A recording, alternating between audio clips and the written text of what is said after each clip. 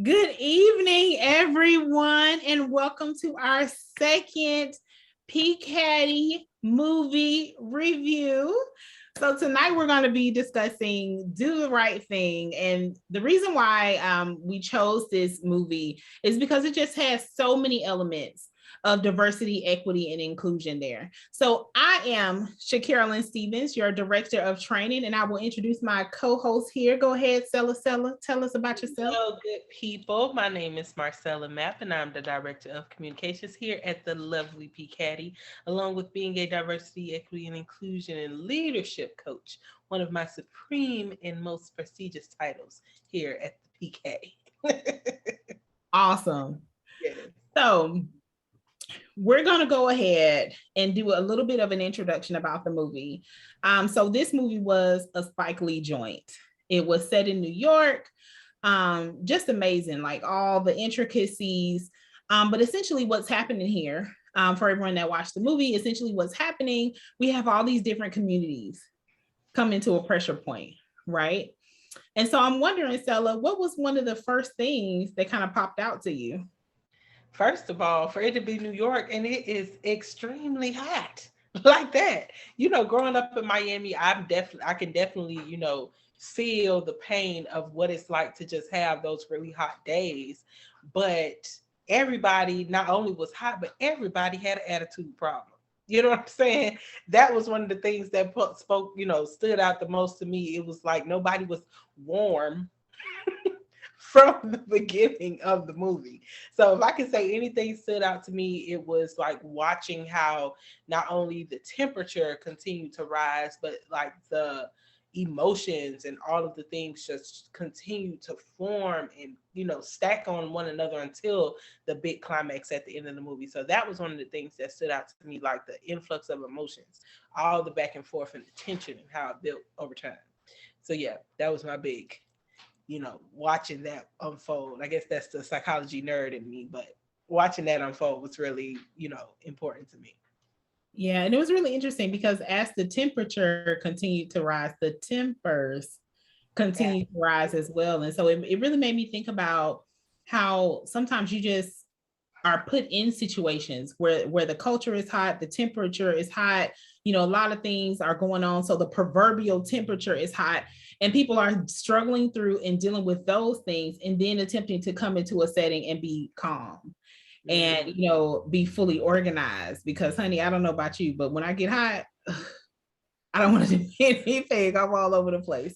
So I Yeah. thought it was really interesting. And I think one of the first things that popped out for me was really the intro. We have Rosie Perez, who was this amazing dancer. She used to be on some of everything.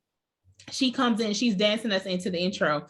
But behind her, we have Fight the Power playing by Public Enemy. Right. So if you're a music buff, you know anything about Spike Lee, Public Enemy, you know that there was a thread there. It was something that was important there. And so Mm-hmm. one of the things with Fight the Power, that song came out and it was a decry against that racist icons, right? Mm-hmm. All the stuff and the people that we were taught to respect and look up to, the statues that were everywhere. But at the end of the day, these were racist icons. Right. This kind of went against the Black Power movement, if you will, or Right. the power of any person that was an outsider. And so I thought it was so interesting. And also Radio Raheem, as he continued to consistently play All Fight the day. Power, All as day. he's walking through and moving through the streets, every scene, he's got this big boom box playing Fight the Power. I thought that was really cool how they tied that thread all throughout Mm-hmm. the song, because no matter what's happening in the movement, we're reminded about fighting the power, right? Absolutely.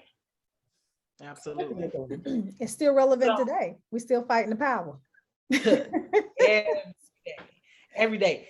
Hey Kiki, while you off camera, go ahead and introduce yourself to the people. Hello, everybody. I am Dr. Kiki Ramsey. I am the founder and CEO of PCaDI, and I'm just here for the conversation for these lovely two ladies who are leading. Awesome.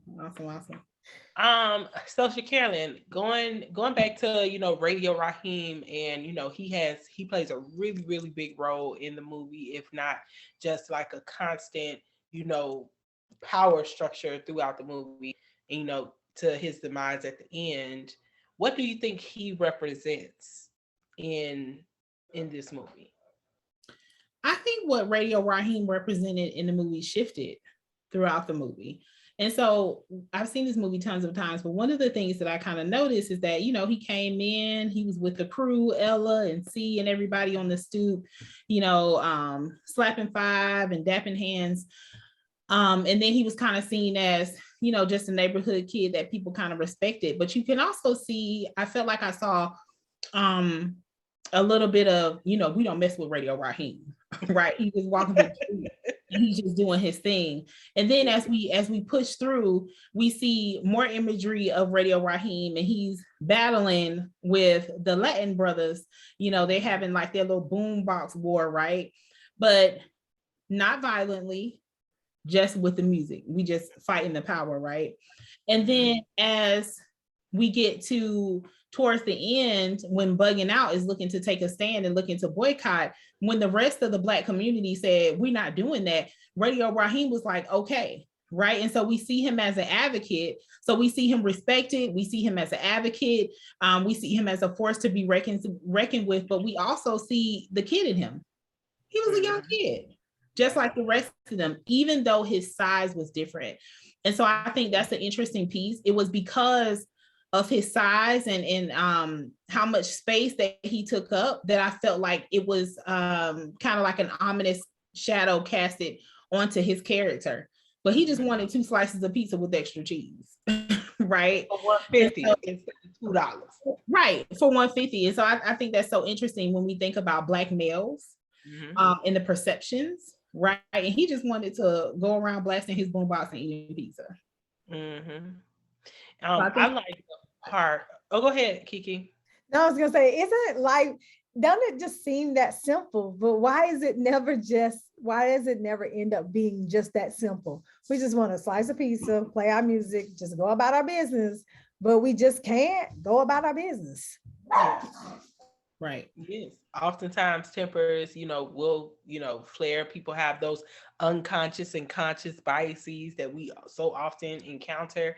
And something that stood out to me with the Radio Raheem character was he didn't say much. He had his his spill with Bugging Out throughout the show, but that love and hate kind of illustration that he did for how love and hate continue to fight each other to get the power over the other, and love still wins. That was really, really powerful, because it's like, so this cat don't talk a lot, but when he do talk, seems like he got something to say. So that kind of stood out really good. Really good. Yeah. Okay. I thought that was interesting too, because in the end he was saying, love basically wins out over hate. Exactly. And that wasn't the case for him in this movie. Hate definitely won. Yeah. But I'm wondering, does love win out over hate? Where are we with that? What are y'all thoughts? That's our hope. That is our hope, that love will win out over hate. That's why we practice things like empathy and emotional regulation, and definitely trying to instill purpose for belonging in this world that we live in. But that has to be casted over into the masses for it to be impactful. Right. And we don't have that level of awareness around how important belonging is, or how important the awareness is for different cultures, and how differences can bring us together and make us stronger, playing on the strengths that we all have. That's where, things can really change. So I hope, it's our hope, that love will win. That's where positive psychology is such a powerful tool, because it takes the moment to ask the question of what's right about a thing, opposed to looking at what's wrong with a thing. We love general psychology and traditional psychology for what it brings and how it's helped so many people. But positive psychology has such a wonderful avenue that it helps people to see that taking a look at what's right with you can be so, so impactful. And if we take a look at our communities and say what's right with them, we can have an opportunity to build from that. If we take an opportunity and say what's right in our companies and take an opportunity to build from that rather than trying to fix something that's wrong, build on the strengths of what you're doing right, and the other things will fall into place. That's why I love positive psychology. Preaching about it. No, you're preaching about it. Yeah. And it amazes me how many people don't take that stance. Yeah. Yeah. So I think the love wins out situationally, right? Right. As a collective, but situationally, yeah, you can have different situations that you can say, now this is how it should have went down. You know what I'm saying? They got they got it right this time. And I agree with you, Marcella, about the fact that the hope, right? I said, the moment I lose hope is the moment that I just don't have to fold up and just go crawl somewhere else and, and everything like that. Because why else are we like doing what we do if we don't have hope? The moment we lose hope and lose sight of what we're trying to do when it comes to DE&I and teaching people how to treat each other is the moment where, I mean, we've really lost then. Yeah. And as you all are talking about hope and love winning over hate, it makes me think about culture in all sorts of spaces, right? So before we ever enter into an office space, whatever we've experienced and know to be our truth, we're carrying that with us. And so oftentimes it takes the love to drive out hate. It takes light to drive out darkness. But at the end of the day, that's one of the most interesting pieces, because where there is a strong culture for a thing, right? It's hard to make change in those areas. Like, you have to get to a tipping point where people are willing to say, okay, this is something that needs to change. We're going to acknowledge this. B, we're going to work together so that we can bring about the change. And C, we're not going to let it revert back. It's almost like a seesaw. The other side has to come back down at some point. Absolutely. Right? But we get to make the choice to just get off, right, and walk together rather than just going up and down. But I'm curious also, and this was one of my favorite pieces of the movie to kind of watch and see, was what purpose the juxtaposition of Pino and Bugging Out serve, right? And so we got Bugging Out with the crazy hair, Black dude. We got Pino, who is this Italian young brother who's working. But the interesting thing about it is that they kind of both wanted to highlight their culture. Okay, we got Pino, who's like, hey, we're Italian. Remember who you are. Why are we in this area? And then we've got Bugging Out, who's like, hey, can I get a picture of a Black man on the wall? Can I, why is gentrification happening in my neighborhood? Why is this person moving in on my street and had the audacity to ride a bike over my Jordans, right? And so you get in those positions where it might have seemed like Pino was more overtly racist. It does not mean that there wasn't some challenges that Bugging Out had with people of other races as well, because we see him talking about interracial relationships. We see him talking to the white man, getting into an altercation with the white man that had moved into his neighborhood. They made an assumption that he was from somewhere else. And he's like, hey, I was born in Brooklyn, like, chill, you know what I mean? And so our perception becomes our reality, because at the end of the day, none of them wanted interracial relationships. None of them wanted the other in their neighborhood, right? But for whatever reason, we kind of zoom in on Pino, and he's kind of seen as the antagonist the entire part of the movie. But in the end, his shop is burned down by the same community he doesn't want to be in. Mm-hmm. But you know what? For Bugging Out, though, when I see him looking at the wall and he looking at all the faces, it's like he's questioning, well, if this is what this represents in here, where do I stand?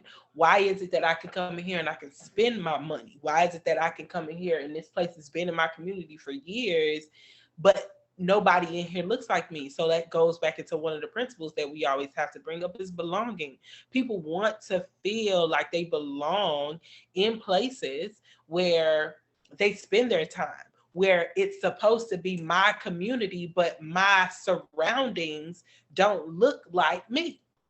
So then it begs to question, if my surroundings don't look like me, do I belong here? So of course, he took the route of saying, well, if I can't get my pizza, I'm gonna just boycott Sal's altogether. Might have not been the best approach, but still raises the question, like, how belonging in a community that was so diverse. Like, it wasn't no Hispanic people up on the wall. There were no Asian people up on the wall. It was just Sal taking a stance for his space in his Italian pizzeria to say, I'm gonna represent my people. But Bugging Out took that as a sign of saying, well, maybe I don't belong here if I can't be represented here. Right. And then he went on to say, do you even belong here? Right. And so the narrative shifted because Sal never said, he never said, a negative thing per se in the beginning, but what we hear him saying is that, hey, I built my empire here. You see several times throughout the movie people saying, hey, I grew up on Sal's Pizza. I grew up in this space, right? You hear Sal saying, we're not moving. We're going to stay right here in this community. And while I get that some people don't want us here, there are a lot of people that want us here. It kind of makes you think about generations, right? And how they move together. It was really interesting because I was in this small town not too far from where I live, and it's a predominantly white area. It was one of the areas that was historically known for like Klan activity. I had a car accident. My car got towed there. And so there was a young Caucasian male that towed my car, and I came to pick up my belongings out of the car, and I was getting ready to walk in the office with him. And he was like, yeah, come on in here. And an older white gentleman, no, from across the garage. And he said, do you like dogs? And I said, no. And he went in there and completely went off on the young man. And when he came back out, he said, we have 2 dogs in there and they are pretty vicious and they would have bitten you had you walked in, right? And so here we have this person from the older generation that's like, hey, let's just go along and get along. Let's get this thing done. Green has no color. Money has no color other than green, right? But then we have this young male who has the tension, right? He has the anger, like Pino has the anger. And Sal recognized that in his son and worked to redirect it. But it was very clear that they were from different generations. Absolutely. A different time. Mm-hmm. Absolutely. Absolutely. And going on that same point of how the generational differences showed up in the movie, the mayor, he was a very, very interesting character. There was a piece where there were some teenagers out playing, and one of them was like, I respect elders who respect themselves. And that made me think about how our relationship with our elders in our communities and in our workplaces can sometimes shift with how much knowledge and respect they're willing to share to the other generations. And I think in this place, I think the mayor, he had a certain level of respect in the community, not as much as mother sister, but he had a certain amount of respect. And it still showed the contrast of how some people would see him as an elder and some people would just see him as a drunkard. So, that shift, was important, and important for me to look at, knowing that doesn't matter. He's still an elder. At least that's how I am. I don't care what you do and how you do your day to day. If you're an elder, you'll get respect. But in this scenario, that was not the case because of his choices and how he was. Those kids didn't feel like he was warranted that respect. So, sometimes we have those people in the workplace who've been around for, 25, 30 years in the same position, doing the same thing, and they on their way out. But the whole way out, they kicking and screaming and making it hard for the person who comes behind them. So it's like that shift in that adjustment to how we share the wealth of information, how we share our wisdom, how we share ourselves to the different generations in the community and in the workplace is, a really good dynamic to explore. Yeah. I love that. I think it's really interesting too when you think about how we share. I was in a group of people last night, and I was listening to them share their story, which I think is so fascinating because we all have like these stories, and Do the Right Thing is just a bunch of stories, right? It's really chronicling all of our stories and history and everything. And actually, I think it's been 32 years or 33 years old, the movie is, because they just celebrated in 2019, I think their 30th anniversary or something like that, which is insane. But I was listening to these people talk, and they were like, my great grandfather was in manufacturing, da da da da. And I'm like, and I started when I'm like, what did my great grandfather do? Like honestly, like really trying to figure out if I know enough history of my own family. And that prompted me to be like, I need to learn some more about the history of my family before we definitely don't have any older people left, because of a lot of our matriarchs are gone and everybody has their own issues and problems. I say that in my keynotes all the time, right? Just because people got problems don't mean you don't listen to them. They got wisdom locked up inside of there. And so our goal is to try to get it out before they're gone. Absolutely. I think that was really important also. It made me think about the mural. Close to the end of the movie, there was a mural with elders of all and the flags of all the countries that were represented in that community.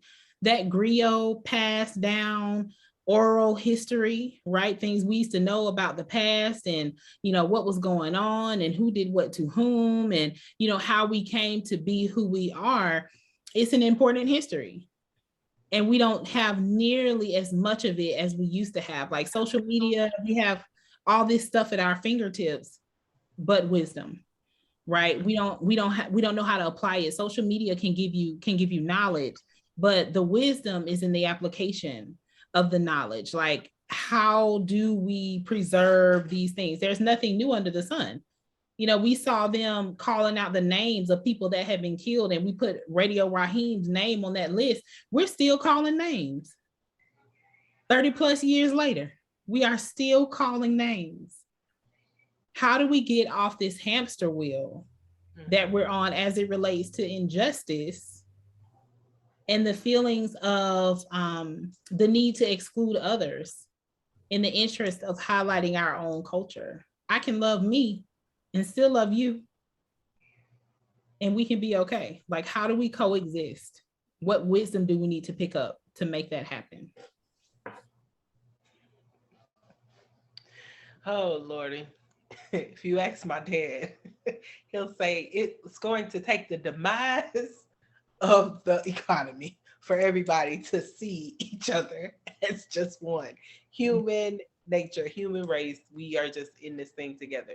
But you know what, Carolyn, I think I can't help but appreciate how America is in the way that we have so many different cultures, diverse in diverse ways of life, and there's no common thread. You know what I mean? Aside from we are all human. And that one thing that makes us all, you know, different is the thing that drives us apart. But I think over the years, I think you guys will agree, there's been some, some definite gains and some losses. We see some things that are definitely patterns that are definitely repeating themselves through history over and over again. But I would say, progress looks different to some people. For some Asian Americans in our country, they see progress in the way that they've been able to make a space for themselves here in America. For Black Americans, some of us see progress differently than others, and some of us still see the far, far way we have to go to really get to what the promised land looks like. So I think that we are all running somehow a different race, but the ultimate goal is to be able to live in the land of the free and make our lives as beautiful as they can be. Yeah. And the interesting piece about it is that we cannot pull this stuff apart. As much as we want to say, okay, this is this culture, that is that culture, and this is over here, and only these people can do this, and only those people can do that. When Sal's famous pizzeria started to burn, it was painfully clear to Mother Sister and everybody else that all these buildings are connected. If Sal's burns down, everything burns down. This person's apartment burns down, that person's apartment burns down. And so you have this idea that I'll just burn this down, not realizing that you're taking yourself with it. It might be burning down pieces and parts of your own community. And so in a lot of ways, we are physically, culturally, mentally, emotionally connected. And to that end, if one person falls, we are simultaneously destroyed together as well. You better talk that talk, Shakira. Talk that. That's a word. That's a word. I'm just saying the tide raises all the ships, right? And so if we can just stay in the tide, we'll be okay and go together versus having to blow a hole in somebody else's ship in the interest of attempting to sink it. I don't need to sink your ship to rise. And truthfully, the swallowing of your ship by the ocean might pull my ship down. Absolutely. I think there's room to be able to notice and recognize the similarities between ourselves versus the differences. I think that's probably one of my favorite things about growing up in the places that I've grown up. You know, I'm originally from Florida. It's a big melting pot. You know, we have all the Caribbean cultures. We have people from Mexico. We got all the Latin cultures. You know, we got Haitians and Jamaicans and white and black and everybody. And then when I came to Georgia, I attended an international high school, and we had over 176 languages spoken amongst 1,200 students. So that lets you know the kind of diversity that I had. Then went back to college at FAMU, where we are in the melting pot again, and came into grad school at two predominantly white institutions. Right. And so the interesting piece about it is my love for diversity that has served me at every stage of my life. When we were in high school, you know, we had friends of all different races and creeds. We didn't care that somebody was Muslim or Buddhist or Christian or whatever. We ate each other's food at lunch. You know, that's how a lot of us got exposed to different cultures.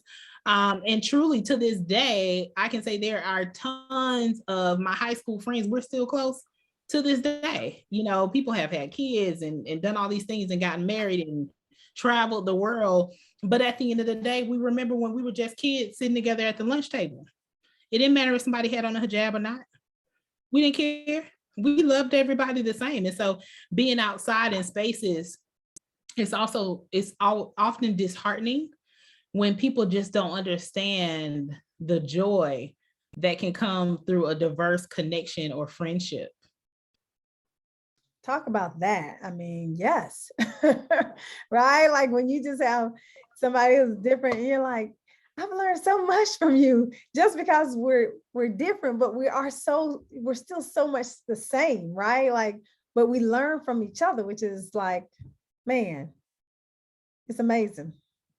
Yeah, definitely interesting. Even my cul-de-sac is diverse. When I first built this house, the last family to move in was an Egyptian family, but we had a white woman, we had a white family on the corner.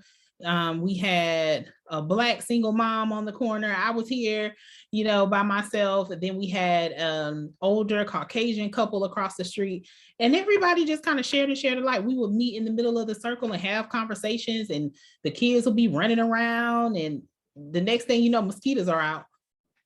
And we still just hanging around, you know, minding our business. And so, you know, those are some of my favorite parts of living in this neighborhood, because everyone just, you know, kind of loved on everybody, and we invited each other to stuff. And so it really was a community, and we looked out for each other. So I definitely benefit from diversity for sure. And you know what, Carolyn, thinking about diversity, I think this community was a really great representation of how there's so many communities in, in America that look like this. No, nobody looks the same. I grew up in Miami. The projects is filled with not only Black people, it's filled with Hispanic people. It's filled with some Asian people. It's filled with some Caribbean people. It's all mixed up, even some white people. It's a great representation of how our world is. There are definitely places where there are some minorities and majorities, but fact of the matter is we all mixed up in here. And I think the big question is learning how to exist in a way that doesn't make people feel like they have to diminish or take away from anything that is their culture, that makes them represent who they are, and make it okay to be proud of who you are. Doesn't matter what you look like, where you're from. You can speak your language as loud as you want to. I remember the first time I was I was walking in a store with my son, and he saw a Black person speaking a different language, and he was like, "Why is that Black man speaking Spanish?" Said he's not speaking Spanish, he's speaking Creole. He is a Haitian person. He said, "Well, what is that?" And we had to have a whole talk. But the introduction to the fact that there may be people who look like you, who come from different places, who speak different languages, but you got to take a moment to get to know the people. And I think that's where, the work that we do here at PPCaDI is so important. It's because these colleges have bred so many great people that go into these workplaces that look so different, but they have so much to bring to the team. They have so much to bring to the projects. And if somebody comes in and they look too different, how awful would it be for that person to be isolated for being different rather than being celebrated for the gifts and the strengths that they bring to the team? And I think that's what makes our community so beautiful. It's because Auntie Rosa over there cooking the tacos and making the rice and giving to the community. We got Cousin Boo over here making barbecue on Friday, and the community just continues to thrive. Miss Cheryl over there has a community garden. She feeds the community. Like it's how we come together and make things beautiful for ourselves. And I think in this movie, we saw how coming together for something negative has an impact. But in positive psychology, we take a look at the other side of the coin. What happens when we come together for something positive? I think that kind of makes me think about the romantic relationships that we saw kind of rolling in this movie, because Mookie certainly did not want his sister Jade talking to Sal, right? But Sal, whose son is definitely perpetrated, perceived as a flaming hot racist in this movie, was clearly interested and intrigued by this beautiful Black woman. And then we have Mookie taking her outside like, no. You're not going to talk to this Italian man. You need to be with a Black man. You see all the Black men kind of heckling her about this, but Mookie is in a relationship and has a child with a Latin woman, right? And so we got to kind of see some of that double standard, but it makes me think about in community how the pie is not always cut evenly, right? So there are some people that don't fit into either ethnicity or race group, and so you have people wondering, well, where are you from? How do I label you? And that's always been a very interesting thing, whether we're talking about the LGBTQ community, whether we're talking about Black people, white people. How do I label you? What do I call you? What box do I put you in, right? And a lot of times that conversation or the answer to it kind of lends itself to a bit of racism and oppression. But at the end of the day, worry less about my label and more about my character. There we go.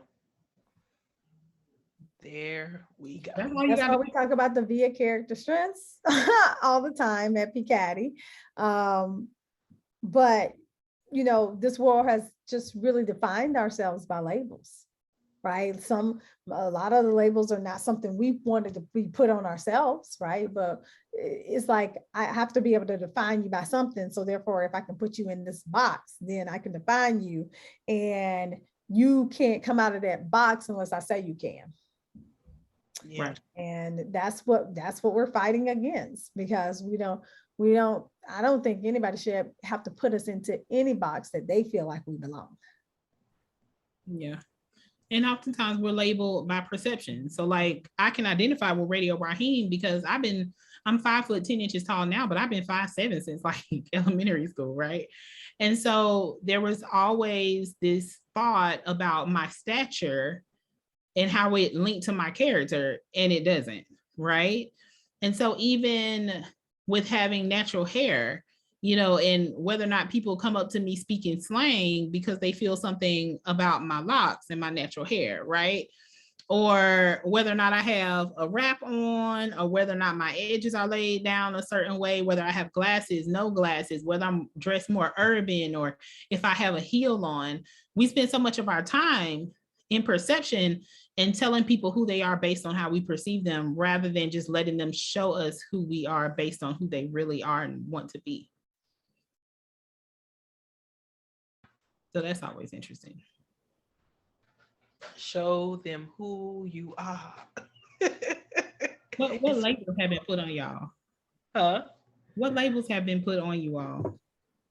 Well, I was a teen mom.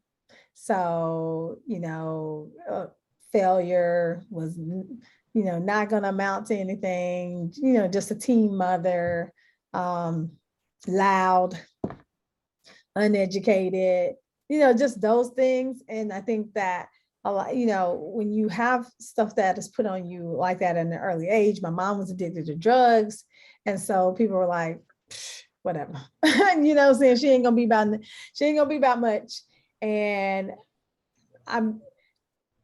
it does something to you when you get those labels, especially at a young age. But I think that I just knew resilience from whatever. And I was going to show people that I was going to be, that I was going to be different. And then some things that, people might have said is, I don't even know, but I'm like the kind of person, if it ain't nothing good, what I need to hear for. If it ain't good, I don't need to know. And so, but yeah. Yeah. And I think that's one of the challenging pieces, because people will drop a label on you. And even if it's not true, you might start to believe it. And if other people believe it, you're definitely up the creek, right? Because community is community regardless, right? And so when we have people viewing us based on the labels that other people have placed, you don't even get the opportunity to show, who you are. And it makes you wonder, like, what would those people say now about the girl who was a walking statistic? Listen, I told my husband, I was like, I feel like that whole ugly duckling and the swan. I'm like, baby, the swan is here. The swan is here. So I always think about it. If I could be a fly on the wall, when everybody was like, yes, she ain't gonna be about nothing. And to see me now, and I'm not even where I know God is gonna eventually still take me. And I just think it's interesting, but I think it's like that for so many people of color, right? Like, people just don't see the greatness and what we can bring to the table, or just not even just people, just a whole diversity, right? Like, I just think that people can't get past whatever, the skin color, the religion, the sex, the whatever, to just see the person. And all anybody wants is to be really seen. Mm-hmm. Does it? Yeah. And I think that's the interesting piece as well, because you all know I'm silly. I like to laugh. I like to have fun. I'm always, bringing the jokes. But when it's time to be serious, I'm serious. And so it was, and that's, I also kind of fold in my humor into different things, like whether I'm preaching or teaching or coaching or whatever. But at the end of the day, it's been so shocking when people have realized, like, oh, this is an intelligent woman, or this woman knows what she's talking about, or this woman is over here doing this and that and the third, just because I choose to be lighthearted, right? And so that's one of the really interesting pieces, because we look at a person's credibility based off what we think they are. Just because you don't crack jokes don't mean that I can't crack jokes, and they can be appropriate and we can have a good time and be okay. Right? Or the person that says, oh my God, locks are so unprofessional. But when I open my mouth, professionalism is here. Okay. The swan has shown up, right? And so it's always super interesting. And my mom is on over the years as my image has changed, right? Because I used to have this long, flowy, Farrah Fawcett hair, and then I went natural, and it was like, okay, yeah, okay. I went natural, and I was like, hey, I'm gonna lock my hair, and my mom was like, girl, enough. Like, we are not doing this. And it's so crazy because she absolutely loves it now, but it was an evolution for me to kind of find my way and figure out, what made me feel beautiful, what was important to me, how I wanted to show up. Right. And so I'm not going to be suited and booted in like a 3-piece suit going into a meeting. You're rarely going to see that from me. I prefer dresses. But at the end of the day, it's like we have to let people come into their own and their image, because you never realize how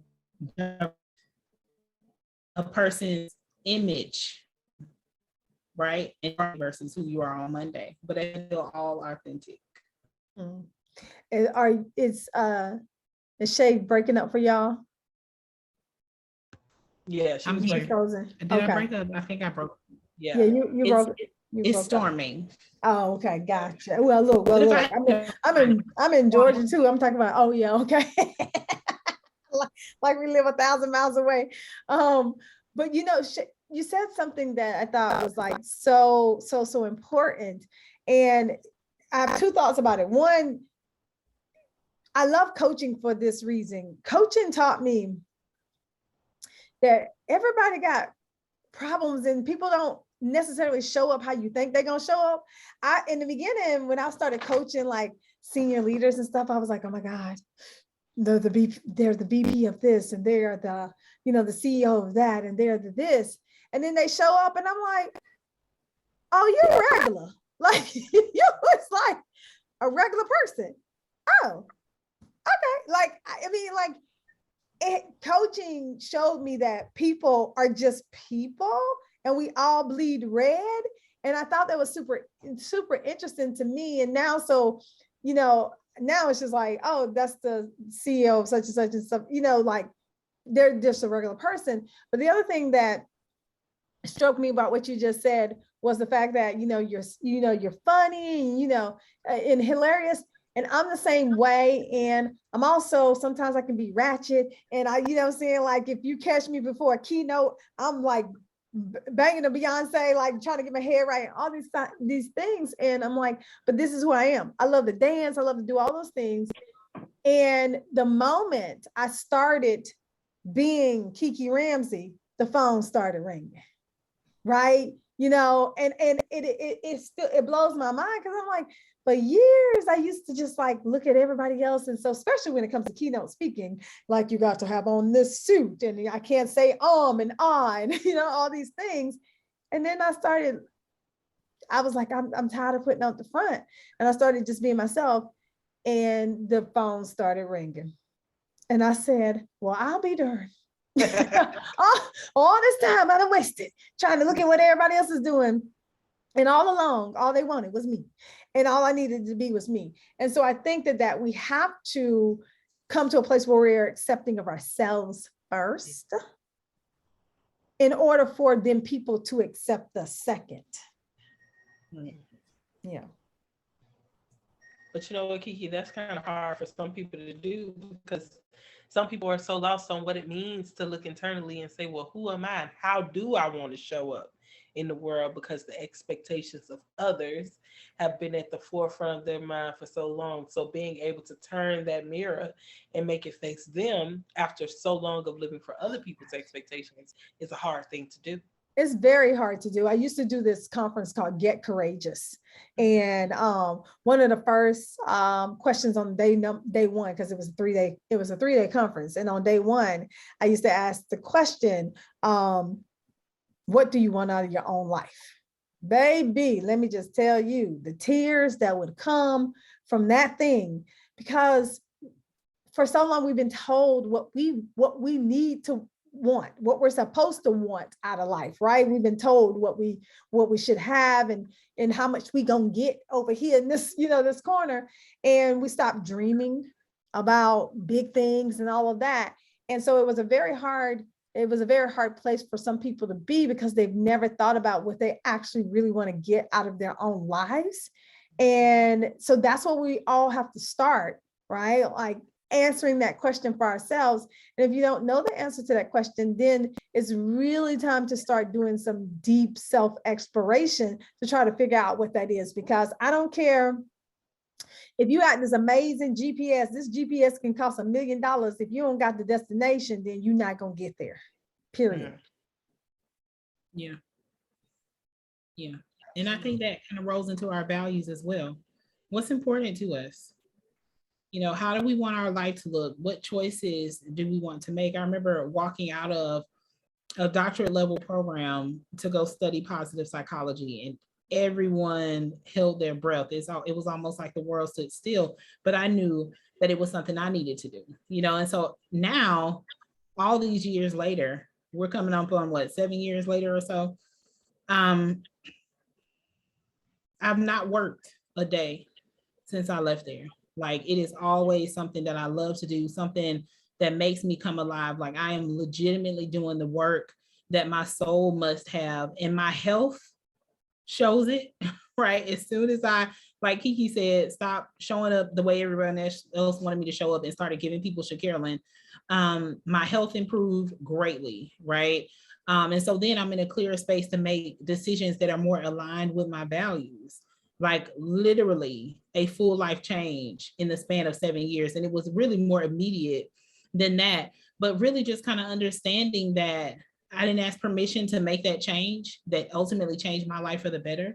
And I won't be asking or signing any internal permission slips for anything else as well. Mm-hmm. That period of time taught me to just show up authentically, be myself, be funny, be caring. When people have not made those choices in their lives that are taking them higher and giving them joy, right? When people have not made those choices, it's not my problem. Mm-hmm. I have to still live my life. Bye, Kiki. Thanks for joining us. I have to still live my life and hope to be the kind of person that sets the example that people want in a room. And that's all I can do. Sometimes it intimidates people. Sometimes it really ticks people off because I'm always laughing and kind of joyful. And it's like, oh my God, she's a dingbat, right? Which isn't really true. But if that's what they feel like, that's okay. I'll be that, right? Because at the end of the day, I can truly say at this point in my life, it is perfect. Absolutely perfect, because you've worked for it. You've worked for it, stressed for it, bled for it, fight for it, honey. And it's yours to own through all things. And my motto, honey, live intentionally, grow higher, and transform your life to exactly who you want to be in the world. Because, honey, you must shine your light and allow nobody to dim it, no matter where you at and what you're doing. So yeah. Right. So what's something else that kind of popped out from the movie? Like, Mother Sister pops in my mind, but I'll let you go ahead. I'll talk a little bit about Mother Sister because her matriarchal role was very important in a world where I'm pretty sure people, were motherless and fatherless and needed somebody to just be of assistance. And she was that person to us. And she was kind of one of those people who just tied the community together. And, going back to what we talked about before, it's like it didn't matter if you were the little Black kid down the road or the little Hispanic kid down the road. She probably still had love for everybody. So I think she was one of the really, really important characters. And, what you said before about when Sal's place was burning down and she took that as an emotional, like a really harsh blow, it's because she saw the tear that it was doing to the community. It wasn't just about this one building burning down. It was about how the community was literally ripping in front of her, ripping and burning in front of her. And it hurt because she loves them people. They kids, and she been around for a while to know everybody by name who walks by her stoop on a daily basis. Right. And she kind of was the quintessential Black female mother figure, right? Whether it's your aunt, your mom, your older cousin, or whoever. And she kind of came off, sharp tongued, and, she'll snap you into attention. But you over time really got to see the compassion and the joy. Even after, Sal's pizzeria burned down, she took the mayor in so he would have somewhere to rest that night and made sure he was okay. She was talking to the children, but she was also giving the children correction. She was sitting on her stoop, looking down, not looking down her nose, but looking down her heart at the people and the business that's running across the street. And I thought that was so interesting because of the history that she must have had peeping over that stoop, right? The children she must have raised and seen grow up on that street, was super interesting. But she's definitely the quintessential mother. Reminds me of myself. Mother, sister. I don't mind popping somebody in the water, but one of the great things, and it kind of pulls back to authenticity, like me and Kiki were talking about a little bit earlier. Typically, people know if I'm saying something and it's a word of correction, it is certainly out of love because I have loved you first before I jump down your throat about anything. Absolutely. Absolutely. I've been on the receiving side of both of those things. Yeah. Very good. Very good. So, Coach Shay, I think we are running up on our time for today. Before we go, what would be one lesson that you learned from the movie Do the Right Thing, a Spike Lee joint? Ooh. Sometimes the right thing isn't readily apparent, but you have to keep searching for it.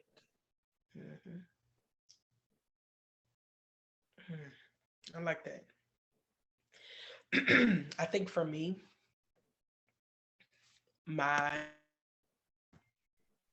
biggest lesson and biggest takeaway is that community, we can be so strong together, and that strength can be geared towards something positive or it can be geared towards something negative. But the operative thing there is that we learn what it means to come together. And in this movie, we were able to see what it meant to come together in a negative way. And in my day-to-day life, in this world that we're living in, I'm hoping and seeing little spigots of what it looks like when we come together to do something positive. So 33 years, Kiki said this movie came up, it's been a lot of changes, but we still hoping that love wins. So, yeah. Yeah. We just keep searching for it, whatever the right thing is. Yes. So thank you so much to everyone that joined and everyone that will watch this broadcast later. We hope that you enjoyed this very intense yet wonderful movie that we have chosen for you. And next week, we're going to be doing a webinar on code switching. So be sure to follow PPCaDI on all of our sites and all of our platforms so that when we have stuff coming up, you can definitely join us because it's going to be a good conversation. One of our great coaches, Terry, is going to be joining us. So we're looking forward to it. Good time. So yes, like Carolyn said, be sure to share these things when you see them. Be sure to like and subscribe to our new YouTube channel. And yeah, that's all we have for y'all tonight. All right. Good night, everyone. It's been a pleasure having you. All right. Bye for now.